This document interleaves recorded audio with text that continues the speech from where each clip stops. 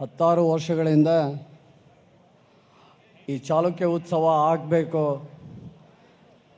ಈ ಚಾಲುಕ್ಯ ಉತ್ಸವ ಮತ್ತೊಮ್ಮೆ ಇಡೀ ದೇಶಕ್ಕೆ ಪ್ರತಿಧ್ವನಿಯನ್ನು ಮಾಡಬೇಕು ಅನ್ನುವಂಥ ವಿಚಾರವನ್ನು ಹಲವಾರು ಸಂದರ್ಭಗಳಲ್ಲಿ ಎಲ್ಲ ಸಂಘಟನೆಗೆ ಸಂಬಂಧಪಟ್ಟಂಥ ಎಲ್ಲ ಪದಾಧಿಕಾರಿಗಳು, ಪತ್ರಿಕಾ ಮಾಧ್ಯಮದ ಮಿತ್ರರು ಹಲವಾರು ಸಂದರ್ಭಗಳಿಗೆ ನಾವು ಅದರ ಬಗ್ಗೆ ವಾದ ವಿವಾದಗಳನ್ನು ಕೇಳಿದ್ವಿ.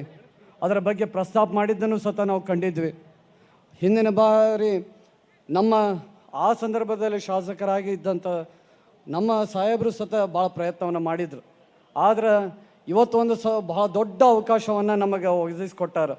ಹಾಗಾಗಿ ಇವತ್ತಿನ ಈ ಚಾಲುಕ್ಯ ಉತ್ಸವ 2026ನೇ ಸಾಲಿನ ಈ ಕಾರ್ಯಕ್ರಮವನ್ನು ಉದ್ಘಾಟನೆ ಮಾಡೋಕ್ಕೆ ಬಂದಂಥ ಈ ರಾಜ್ಯದ ಬಡವರ ಬಂಧು, ಹಿಂದುಳಿದ ವರ್ಗದ ನಾಯಕ ಅಂದ ಹೆಸರಾದಂಥವರು, ತಂದೆ ಸಮಾನರಾದಂಥ ಮತ್ತು ಇಡೀ ನಮ್ಮ ದೇಶನೇ ಅವರ ಬಗ್ಗೆ ಭಾಳ ದೊಡ್ಡ ಮಟ್ಟದ ಚರ್ಚೆಗೊಳಪಡುವಂಥ ನಾಯಕತ್ವವನ್ನು ಹೊಂದಿದಂಥ ಮಾನ್ಯ ಶ್ರೀ ಸಿದ್ದರಾಮಯ್ಯ ಸಾಹೇಬರವರಿಗೆ ನಾನು ಹೃದಯಪೂರ್ವಕವಾಗಿ ಅಭಿನಂದನೆ, ಕೃತಜ್ಞತೆಯನ್ನು ಸಲ್ಲಿಸಿ, ವೇದಿಕೆ ಮೇಲೆ ಉಪಸ್ಥಿತಿರುವಂಥ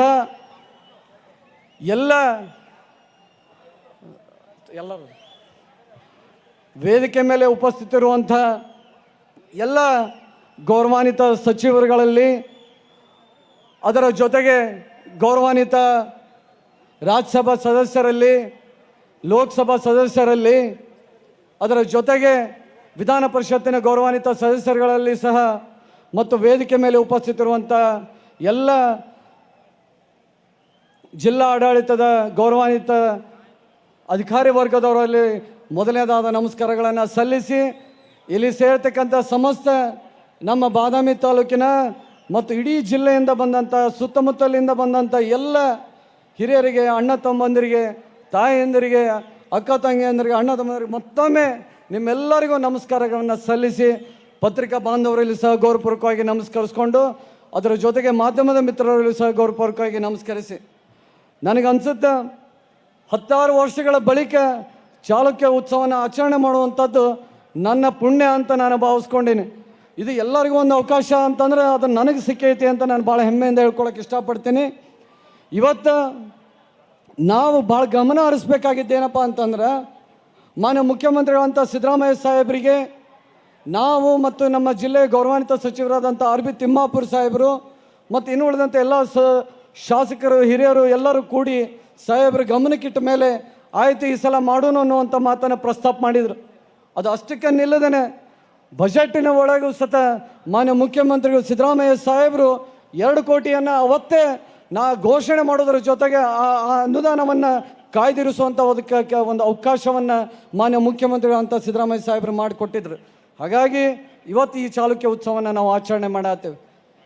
ಇವತ್ತು ವಿಶೇಷವಾಗಿ ನಾವು ಗಮನ ಹರಿಸ್ಬೇಕಾಗಿದ್ದೇನಪ್ಪ ಅಂದ್ರೆ, ಯಾರೋ 4 ಜನ ರಾಜರನ್ನು ಸೋಲಿಸಿ ಚಕ್ರವರ್ತಿ ಅಂತ ಏನು ಬಿರುದು ತಗೊಂಡಂಥವಲ್ಲ ನಮ್ಮ ಈ ಮಡಿಪ್ಲಿಕೇಶನ್.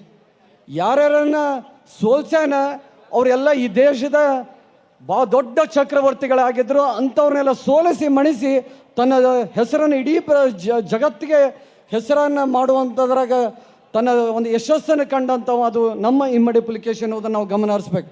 ಆದ್ಮೇಲೆ ನಮ್ಮ ಕನ್ನಡ ನಾಡಾಗಲಿ, ನಮ್ಮ ನುಡಿಯಾಗಲಿ, ನಮ್ಮ ಭಾಷೆ ಆಗಲಿ, ಅದು ನಮ್ಮ ಉಸಿರಂತ ನಾವು ಗಮನಿಸ್ತೇವೆ.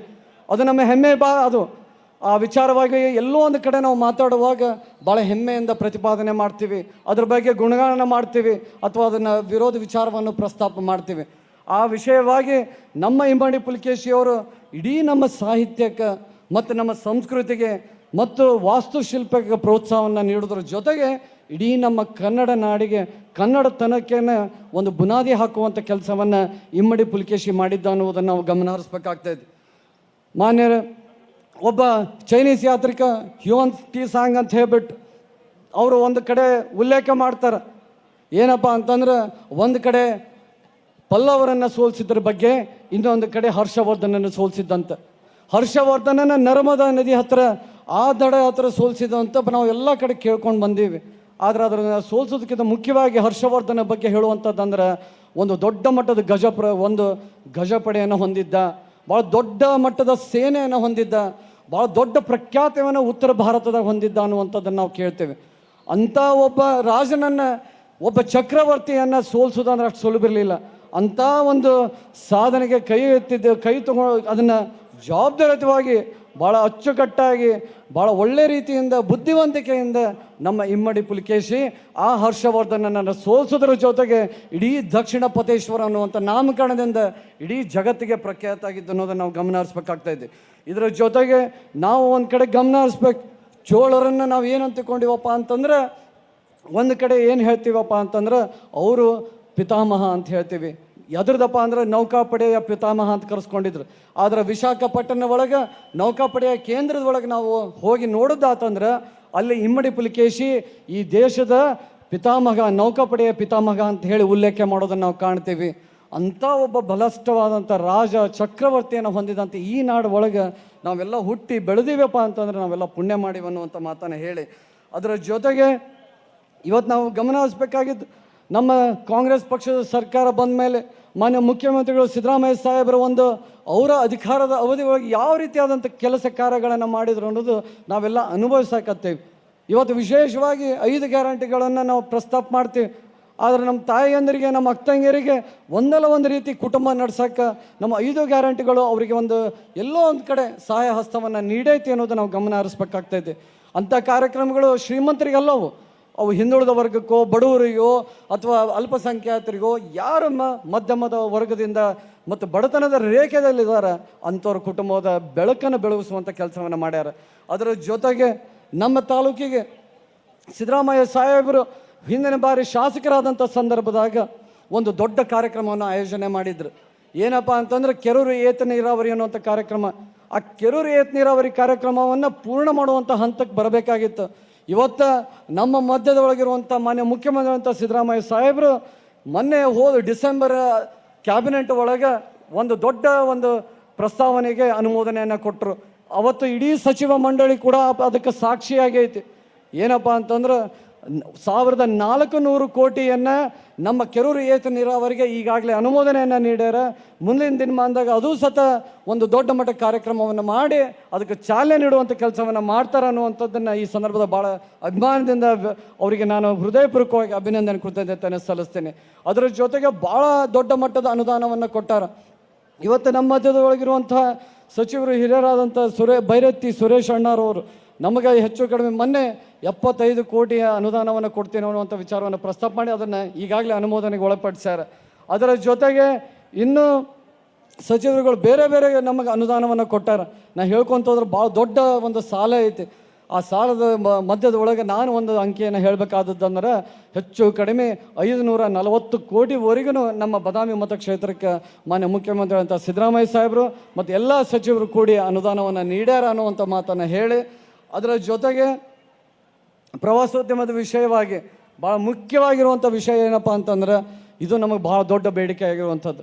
ಯಾಕಂದರೆ ಜನಸಾಮಾನ್ಯರಿಗೆ ಎಲ್ಲೋ ಒಂದು ಕಡೆ ಇದರ ಅವಶ್ಯಕತೆಯೂ ಬಹಳ ಐತಿ ಮತ್ತು ಇದ್ರ ಜೊತೆಗೆ ನಿರುದ್ಯೋಗವನ್ನು ಸತ ನಾವು ಹೋಗಲಾಡಿಸ್ಬೋದು ಮತ್ತು ಆರ್ಥಿಕ ಅಭಿವೃದ್ಧಿಯನ್ನು ಸತ ನಾವು ಬಲಪಡಿಸ್ಬೋದು ಅನ್ನುವಂಥ ಮಾತನ್ನು ಈ ಸಂದರ್ಭದಲ್ಲಿ ವ್ಯಕ್ತಪಡಿಸ್ತೇನೆ.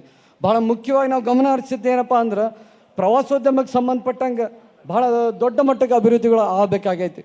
ಆದರೆ ಅದರಲ್ಲಿ ಒಂದು ವಿಷಯವಾಗಿ ನಾನು ಪ್ರಸ್ತಾಪ ಮಾಡಬೇಕಾಗಿದ್ದಂದ್ರೆ ಇವತ್ತು HK ಪಾಟೀಲ್ ಸಾಹೇಬ್ರು ಈ ವೇದಿಕೆ ಮೇಲೆ ಇನ್ನೂ ಬಂದಿಲ್ಲ.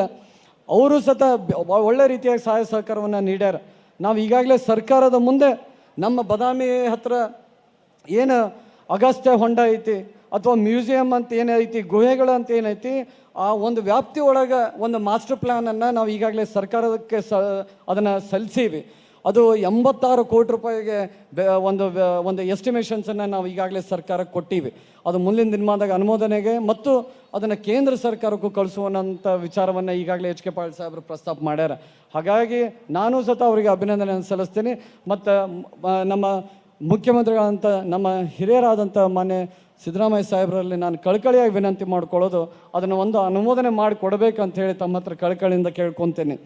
ಅದರ ಜೊತೆಗೆ 94 ಮನೆಗಳನ್ನು ನಾವು ಬೇರೆ ಕಡೆ ಅವರನ್ನು ಶಿಫ್ಟ್ ಮಾಡಿ ಅದನ್ನು ರಿಹ್ಯಾಬಿಲೇಟ್ ಮಾಡಿ ಅವಕ್ಕೆ ಏನೈತಿ ಅದನ್ನು ಮತ್ತೊಮ್ಮೆ ಆರ್ಕಿಯಾಲಜಿಕಲ್ ಅವರಿಗೆ ತೊಗೋಬೇಕು ಅನ್ನುವಂಥ ವಿಚಾರ ಪ್ರಸ್ತಾಪ ಮಾಡ್ಯಾರ. HK ಪಾಟೀಲ್ ಸಾಹೇಬರು ಈಗಾಗಲೇ ಜಾಗವನ್ನು ಖರೀದಿ ಮಾಡೋಕ್ಕೆ ಈಗಾಗಲೇ ಹಣವನ್ನು ಬಿಡುಗಡೆ ಮಾಡ್ತೀನಿ ಅನ್ನುವಂಥ ಮಾತನ್ನು ಅವರೇ DC ಅವರಿಗೆ ಮಾತಾಡಿ ಅದನ್ನು ಹೇಳ್ಯಾರ ಸರ್. ಅದಕ್ಕೂ ಸಹ ನಾವು ಅನುದಾನದ ವ್ಯವಸ್ಥೆ ಮಾಡ್ಕೊಳತ್ತೀವಿ. ಅದು ಇನ್ನೂ ಭಾಳ ಅಂದ್ರೆ 1 ತಿಂಗಳ ಮತ್ತು ಅಥವಾ 2 ತಿಂಗಳಲ್ಲಿ ಅದನ್ನು ಗದ್ದಿಗೌಡ ಸಾಹೇಬರು ಮತ್ತು ಎಚ್ ಕೆ ಪಾಟೀಲ್ ಸಾಹೇಬರು ನಾವೆಲ್ಲ ಕೂಡ್ಕೊಂಡು ಅದನ್ನು ಬಗೆಹರಿಸ್ತೀವಿ ಅನ್ನುವಂಥ ಮಾತನ್ನು ಈಗಾಗಲೇ ಹೇಳ್ಯಾರ. ಹಾಗಾಗಿ ಅದಕ್ಕೂ ಸಹ ನಾನು ಎಚ್ ಕೆ ಪಾಟೀಲ್ ಸಾಹೇಬರಿಗೆ ಮತ್ತು ಹಿರಿಯರಿಗೆ ಅಭಿನಂದನೆಯನ್ನು ಹೇಳಿ ಇನ್ನು ಕೊನೆಯದಾಗಿ ಒಂದು ಮಾತನ್ನು ಹೇಳಬೇಕಾಗ್ತೈತೆ. ಏನಪ್ಪ ಅಂತಂದ್ರೆ 16 ವರ್ಷ ಅಲ್ಲ, ಒಂದು 25 ವರ್ಷದಿಂದ ಒಂದು ದೊಡ್ಡ ಬೇಡಿಕೆ ಇತ್ತು ನಮ್ಮ ಬದಾಮಿ ಒಳಗೆ. ಅದೇನಪ್ಪ ಅಂತಂದ್ರೆ ಇಮ್ಮಡಿ ಪುಲಿಕೇಶಿಯವರ ಮೂರ್ತಿಯನ್ನು ಅನಾವರಣ ಮಾಡಬೇಕು, ಸ್ಥಾಪನೆ ಮಾಡಬೇಕು, ಅವರ ಮೂರ್ತಿಯನ್ನು ಇಲ್ಲಿ ಇಡಬೇಕು ನಮ್ಮ ಬದಾಮಿ ಒಳಗೆ ಅನ್ನುವಂಥದ್ದು ದೊಡ್ಡ ಮಟ್ಟದ ಬೇಡಿಕೆ ಆಗಿತ್ತು. ಭಾಳ ಜನ ಹೋರಾಟ ಮಾಡ್ಯಾರ, ಭಾಳ ಜನ ಅದಕ್ಕೆ ವಿರುದ್ಧವಾಗಿ ಸ್ಟ್ರೈಕ್ ಮಾಡಿದ್ರು, ಬೇರೆ ಬೇರೆ ಸಂಘಗಳೆಲ್ಲ ಬಂದು ಬೀದಿಗೆ ಬಂದಿದ್ದನ್ನು ನಾವು ಕಂಡೀವಿ. ಅದನ್ನು ಮಾನ್ಯ ಮುಖ್ಯಮಂತ್ರಿಗಳಂತ ಸಿದ್ದರಾಮಯ್ಯ ಸಾಹೇಬರಿಗೆ ಮನವಿನೂ ಸತ ಕೊಟ್ಟಿದ್ರು. ಅವತ್ತಿನ ಸಂದರ್ಭದಾಗ ಅವರು ಒಂದು ಮಾತನ್ನು ಹೇಳಿದ್ರು, ಮಾಡಿಕೊಡ್ತೀನಿ ಅನ್ನುವಂಥ ಮಾತನ್ನು ಹೇಳಿದ್ರು. ಇವತ್ತು ನಮ್ಮ ದೊಡ್ಡ ಒಂದು ಅವಕಾಶ ನನಗೆ ಅವ್ರ ಕಡೆಯಿಂದನೇ ಅದನ್ನು ನಾವು ಶಂಕುಸ್ಥಾಪನೆಯನ್ನು ನೆರವೇರಿಸೋದಕ್ಕೆ ಒಂದು ದೊಡ್ಡ ಅವಕಾಶ ಮಾಡಿಕೊಟ್ಟಾರಲ್ಲ, ಅವರಿಗೆ ಮತ್ತೊಮ್ಮೆ ಅಭಿನಂದನೆಯನ್ನು ಹೇಳ್ತೀನಿ. ಯಾಕಂದರೆ ಇದು ಇಡೀ ದೇಶ ನೋಡುವಂಥದ್ದು. ಇಮ್ಮಡಿ ಪುಲಿಕೇಶಿಯ ಒಂದು ಮೂರ್ತಿಯನ್ನು ಬರೀ ಬದಾಮಿ ವ್ಯಾಪ್ತಿಗೆ ಅಥವಾ ಜಿಲ್ಲಾ ಮಟ್ಟಕ್ಕೆ ಇಲ್ಲ, ಅವನ ಚರ್ಚೆ ಬೇರೆ ದೇಶದಾಗೂ ಚರ್ಚೆ ಆಗ್ತೈತಿ. ಅವ ಹೆಂಗಿದ್ದ, ಯಾವ ರೀತಿ ಇದ್ದ ಅನ್ನುವಂಥದ್ದು ಎಲ್ಲೋ ಒಂದು ಕಲ್ಪನೆಗಳು ಒಳಗೆ ಅದೀವಿ. ಅಂಥ ವಿಷಯವನ್ನು ಇಡೀ ಜಗತ್ತಿಗೆ ನಾವು ಪರಿಚಯ ಮಾಡಿಕೊಡೋಕೆ ಒಂದು ವೇದಿಕೆ ಅಂತ ನಾನು ಭಾವಿಸ್ಕೊಂಡು ಇವತ್ತು ಆ ಮೂರ್ತಿಗೆ ಒಂದು ಶಂಕುಸ್ಥಾಪನೆಗೆ ಚಾಲನೆ ನೀಡ್ಯಾರ. ಹಾಗಾಗಿ ಅವ್ರಿಗೆ ಅಭಿನಂದನೆಯನ್ನು ಸಲ್ಲಿಸಿ ಮತ್ತು ತಾವು ಎಲ್ಲರೂ ಕೂಡಿ ಈ ಕಾರ್ಯಕ್ರಮವನ್ನು ಯಶಸ್ವಿ ಮಾಡೋಕ್ಕೆ ಕಾರಣಭೂತ ಅಂತ ನಮ್ಮ ಜಿಲ್ಲೆಯ ಉಸ್ತುವಾರಿ ಸಚಿವರು ಆಗಿರ್ಬೋದು, ಅದರ ಜೊತೆಗೆ ನಮ್ಮ ಜಿಲ್ಲಾ ಅಧಿಕಾರಿ ವರ್ಗದವರಾಗಿರ್ಬೋದು ಮತ್ತು ಎಲ್ಲ ನಮ್ಮ ತಾಲೂಕಿನ ಆಡಳಿತ ಅಧಿಕಾರಿಗಳ ಜೊತೆಗೆ ಎಲ್ಲ ಸಂಘ ಸಂಸ್ಥೆಯಿಂದ ಬಂದಂಥ ಎಲ್ಲ ಪದಾಧಿಕಾರಿಗಳು ಸದಸ್ಯರಿಗೆ ನಾನು ವಂದನೆಯನ್ನು ಸಲ್ಲಿಸ್ತೀನಿ. ಅದರ ಜೊತೆಗೆ ಹಲವಾರು ಶಿಕ್ಷಕರು ಬಂದಾರ, ಪಿ ಡಿ ಒಗಳು ಮತ್ತು ವಿಲೇಜ್ ಅಕೌಂಟೆಂಟು, ಪೊಲೀಸ್ ಸಿಬ್ಬಂದಿ ವರ್ಗ, ಅದರ ಜೊತೆಗೆ ಮಾಧ್ಯಮದವರು ಕೂಡ ಭಾಳ ದೊಡ್ಡ ಮಟ್ಟದ ಸಹಾಯ ಸಹಕಾರವನ್ನು ನೀಡಿ ಈ ಕಾರ್ಯಕ್ರಮವನ್ನು ಭಾಳ ದೊಡ್ಡ ಮಟ್ಟಕ್ಕೆ ಯಶಸ್ಸನ್ನು ಮಾಡಿರಿ. 16 ವರ್ಷಗಳ ಬಳಿಕ ಇದಕ್ಕೆ ಒಂದು ದೊಡ್ಡ ಪ್ರೋತ್ಸಾಹವನ್ನು ನೀಡುವಂಥ ಕೆಲಸಕ್ಕೆ ತಾವೆಲ್ಲ ಕೂಡಿ ಸಹಾಯ ಸಹಕಾರವನ್ನು ನೀಡಿರಿ ಅಂತ ಹೇಳಿ ಮತ್ತೊಮ್ಮೆ ಇನ್ನೂ 100 ಕೋಟಿ ಅನುದಾನವನ್ನು ಈಗಾಗಲೇ ನಮ್ಮ ಸರ್ಕಾರ ನಮ್ಮ ಬದಾಮಿ ಕೊಡುವಂಥ ಕೆಲಸವನ್ನು ಅದು ಮಾನ್ಯ ಮುಖ್ಯಮಂತ್ರಿಗಳಂತ ಸಿದ್ದರಾಮಯ್ಯ ಸಾಹೇಬರ ಒಂದು ಆಶೀರ್ವಾದದಿಂದ ಅವರು ಅದರಪ್ಪ ಅನ್ನೋದಕ್ಕೆ ನಮಗೆ ದೊಡ್ಡ ಮಟ್ಟದ ಅನುದಾನ ನಮ್ಮ ಬದಾಮಿಗೆ ಬರಾಕತ್ತೈತೆ. ಹಾಗಾಗಿ ಅವರಿಗೆ ಅಭಿನಂದನೆ ಕೃತಜ್ಞತೆಯನ್ನು ಸಲ್ಲಿಸಿ ಮತ್ತೊಮ್ಮೆ ವೇದಿಕೆ ಮೇಲಿರೋರ ಹತ್ರ ಅವರೆಲ್ಲರೂ ಈ ಕಾರ್ಯಕ್ರಮವನ್ನು ಬಂದು ಈ ಕಾರ್ಯಕ್ರಮಕ್ಕೆ ಒಂದು ಅರ್ಥಪೂರ್ಣವಾಗಿ ಅವರು ಪಾಲ್ಗೊಳ್ಳೋದ್ರ ಜೊತೆಗೆ ಭಾಳ ಅರ್ಥಪೂರ್ಣವಾಗಿ ಯಶಸ್ವಿ ಮಾಡೋಕ್ಕೆ ಕಾರಣಭೂತರಾಗ್ಯಾರ. ಅವರೆಲ್ಲರಿಗೂ ನಾನು ವಂದಿಸಿ ನನ್ನ ಮಾತಿಗೆ ವಿರಾಮ ಮಾಡ್ತೇನೆ. ನಮಸ್ಕಾರ.